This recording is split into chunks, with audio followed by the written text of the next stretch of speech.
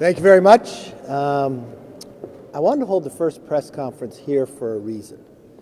Just where those cameras sit under Father Sierra, if you listen to my speech, is my favorite place in this building.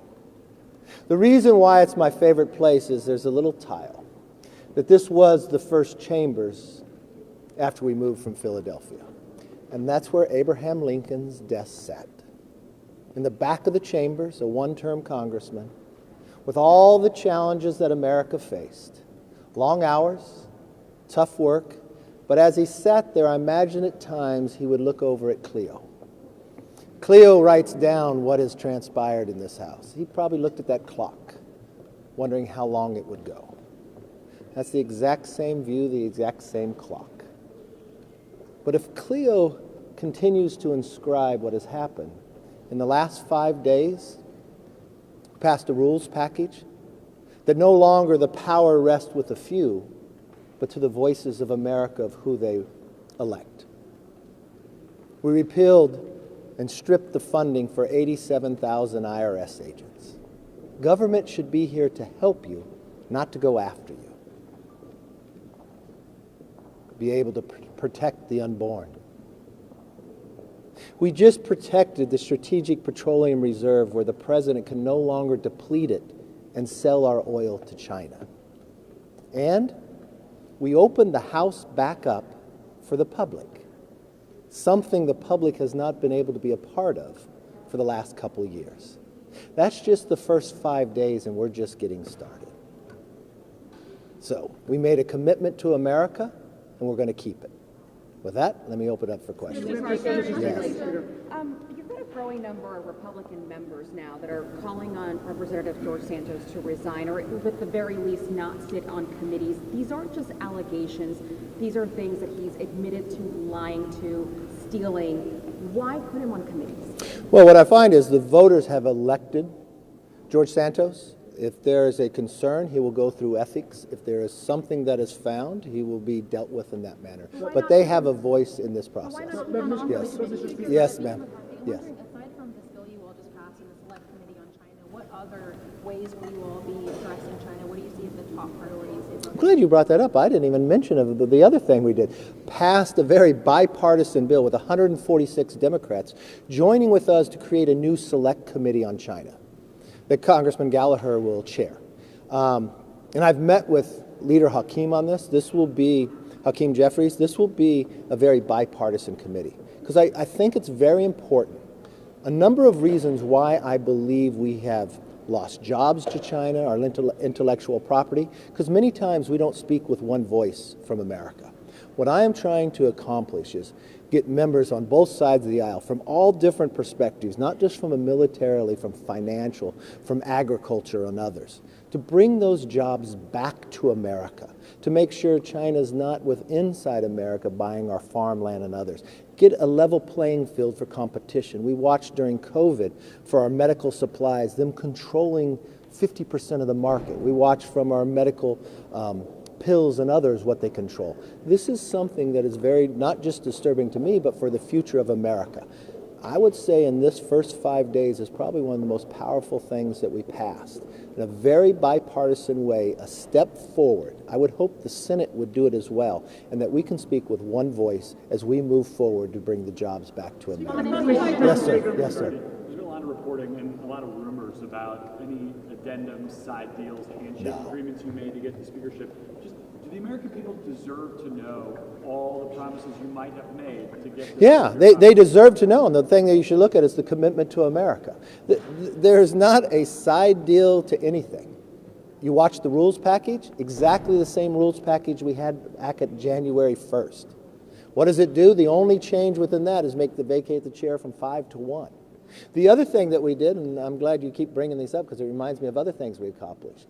We watch what is happening right now with the President of the United States. Not once, but now we're finding in 2 different locations classified information just out there in the open. It just goes to prove, and we're finding out now, after being sworn in, that this was discovered before the election. Another faux pas by the Biden administration, but treating law differently based upon your political beliefs. Treats one President Trump one way, but treats President Biden a whole different way. That's why we had to provide a new entity from our church style to look after the weaponization of what's gone on, that you want an equal playing of the law to all Americans. Sorry, let him finish. Do you see this matter regarding the classified documents found in President Biden's home going in before that committee? I see it could go from that committee or others, but I think Congress has to investigate this. Here's an individual that's been in office for more than 40 years. Here's an individual that sat on 60 Minutes that was so concerned about President Trump's documents locked in behind, and now we find it just as a vice president keeping it for years out in the open in different locations. I do not think any American believes that justice should not be equal to all. And we found from this administration what happened before every single election, whatever comes out that they utilize to try to falsify it, they try to have different standards for their own beliefs, that doesn't work in America. Yes, sir. Do you trust someone who has admitted to lying about major aspects of his past, could be facing fraud charges from Brazil, to have access to top secret information? I don't see any way that he's going to have top secret. If you're referring to George Santos, he's got a long way to go to earn trust. But the one thing I do know is you apply the Constitution equal to all Americans. The voters of his district have elected him. He is seated. He is part of the Republican conference. There are concerns with it, so he will go before ethics. If anything is found to be wrong, he will be held accountable exactly as anybody else in this body would be. That is the fair way to handle anything you go, and that's how I'll deal with any single issue that ever comes forward. Should he have Yes, ma'am. Do you see a difference in that former President Trump denied repeated requests for all of his classified documents for more than a year, and President Biden's lawyers turned in documents after finding them? No, because from one standpoint, they knew the documents were there. They actually asked President Trump to put another lock on them, so they were locked. You look at President Biden. He wasn't president. He was vice president. He held these in different locations right out in the open. He criticized President Trump. Did he utilize the Justice Department to raid President Trump? Did you think that was right? They knew this has happened to President Biden before the election, but they kept it a secret from the American public. He goes on 60 Minutes, criticizes President Trump, even knowing what he has done, and he wasn't president at the time. Now we find another location that it's at, but he refused to answer. His press secretary won't answer the questions. You watched them leak photos of sitting out files of President Trump. Where's the photos of President Biden's documents? Where are those photos at? He knowingly knew this happened going into election, going into interviews. This is what makes America not trust their government. You cannot have one form of law because somebody philosophically has a different opinion than you, and you can't use the Justice Department to go after people that are politically different as well. It has to be equal across, and what I'm finding what's happening with President Biden time and again, you go from a laptop saying it not only that it wasn't true, but utilizing your own friends to go into companies to tell them to say the same thing, to try to knock down information, to try to make sure the New York Post story couldn't be printed. You should be offended by that. You are of the press. You should be allowed to write even when you knew it was true. So, If you were led to yes, sir. Entitlement reform this Congress, and if so, would you be open to including higher taxes as part of those reforms? Look, the one thing I know, I've watched when Republicans were in power those 8 years, discretionary spending increased zero. I watched Democrat take over for 4 years. They increased it by 30%. They went from $4 trillion to $7 trillion. I watched a $31 trillion debt. I watched inflation grow under their fiscal policies. We've got to get our house in order. So the one thing I will tell you as Republicans, we will always protect Medicare and Social Security. We will protect that for the next generation going forward. But we are going to scrutinize every single dollar spent. It's the right, it's the hardworking taxpayer that actually pays it, and we want to make sure it's spent wisely and not the way the Democrats have spent. On inflation, Yes, ma'am. thank you. I want to ask, so there's been some interest among some of your rank and file Republicans to possibly introduce a resolution to expunge one of former President Trump's impeachments or possibly vote. What do you think of that? Is that something that you would be supportive of?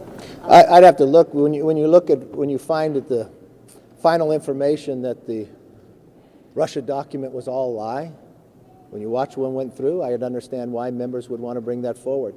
Our first priority is to get our economy back on track, secure our borders, make our streets safe again, give parents the opportunity to have a say in their kids' education, and actually hold government accountable. But I understand why individuals want to do it, and we'd look at it. Now, a bunch of Republicans, about 20 of them last Congress, called on Speaker Pelosi at the time to release the adjacent Capitol Hill security footage of all things that happened on that day.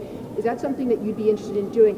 Congressman Gates said that you would be willing to do that. Is that Yeah, I think the public should see what has happened on day. I've watched what Nancy Pelosi did, where she politicized it, where for the first time in the history as a speaker, not allowing the minority to appoint to a committee, to pick and choose. We watched the politicization of this. I think the American public should actually see all what happened instead of a report that's written for a political basis. And I think the answer. We're looking through that. I want to be very thoughtful about it, but yes, I'm engaged to do that. Thank you, sir. On the debt ceiling, can you guarantee that Republicans will provide votes necessary to raise the debt ceiling and avoid?